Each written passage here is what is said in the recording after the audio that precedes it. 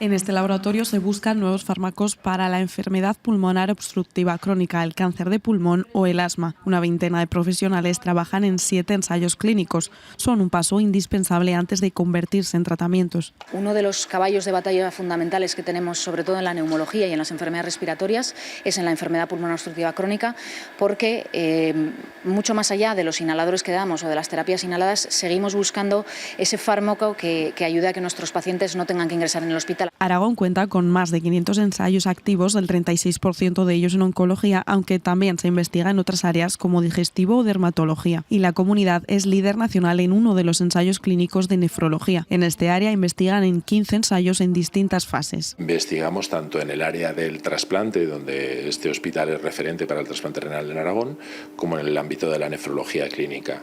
Hemos ido creciendo no solo en número de ensayos, que quizá es importante, pero sobre todo en complejidad. Las investigaciones pueden durar décadas hasta completar sus 4 fases. De ellos, entre un 5 y un 10% se convierten en nuevos tratamientos. Más de 2.000 pacientes participan en algún ensayo clínico aragonés, siempre de forma voluntaria. Hay que seguir protocolos muy rigurosos, hay unos criterios de inclusión muy estrictos para poder participar en ese ensayo clínico y hay que explicarle qué procedimientos se siguen, qué molestias pueden tener.